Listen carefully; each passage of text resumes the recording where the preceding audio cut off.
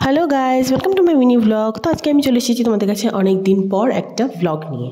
তো আজকের ব্লগ হচ্ছে বিয়েবাড়ি স্পেশাল রান্নাবান্না। চারিদিকে তো শুধু বিয়েবাড়ি আর বিয়েবাড়ি। ফেসবুক খুলছি বিয়েবাড়ি, ইনস্টা খুলছি বিয়েবাড়ি, ইউটিউব খুলছি বিয়েবাড়ি। তা দেখে তো আমারও একটু বিয়েবাড়ি খেতে ইচ্ছা করে নাকি। তো কী করবো, বিয়েবাড়ি তো কপালে জোটেনি, তাই নিজের বাড়িতেই বিয়েবাড়ির মতো রান্না করে ফেললাম। বেশি কিছু বানাইনি, জাস্ট মিক্সড ফ্রাইড রাইস আর মাটন কষা আলু দিয়ে, আর কিছু মিষ্টি রেখেছিলাম।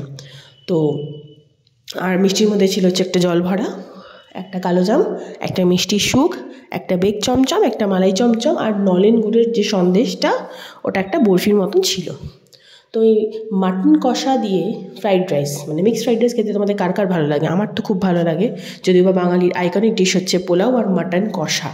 আর আমার মাটনের মধ্যে ফেভারিট পিস হচ্ছে এই নাল্লি পিস, যেখান থেকে আমি শ্বাস বার করার অনেক চেষ্টা করেছি, কিন্তু খুব খুব মানে মানে কষ্ট করে আমার শ্বাসকে এখান থেকে বেরিয়েছে আর কি, নাল্লির পিসের ভেতর থেকে।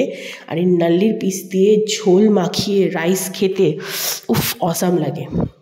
মানে আমার এখন এডিট করতে করতে জিভে জাস্ট জল চলে আসছে। আর মাটন এমনই একটা ডিশ যেটা যে কোনো জিনিসই ভালো লাগে, কি ভাত বলো, কি রুটি বলো, কি বাসন্তী পোলাও বলো। তো শেষ পাতে ছিল মিষ্টি।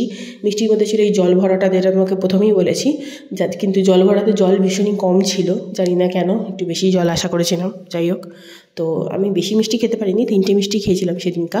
জল ভরা আর এই বেগ চমচম একটু জাস্ট ট্রাই করেছিলাম, কেন কি পেট অলরেডি ভরে গেছিলো।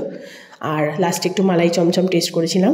সব কটা মিষ্টি মোটামুটি ভালোই ছিল, আমার তো খুব ভালোই লেগেছে। তোমরা বেক রসগোল্লা অনেকেই ট্রাই করেছো, বেক চমচমটা একবার ট্রাই করে দেখতে পারো। আর এই মালাই চমচমের টেস্ট নিয়ে তো কিছু বলার নেই, এটা সব বিয়েবাড়িতে মোটামুটি কম বেশি থাকে। যাই হোক, আজকের জন্য ভিডিওটা এইটুকুই। তোমাদের যদি ভিডিওটা ভালো লেগে থাকে, ভিডিওটাকে শেয়ার করো, ভিডিওটাকে অনেক অনেক লাইক করো, আর আমাকে ফলো করতে একদম ভুলো না। Thanks for watching my video. Tata.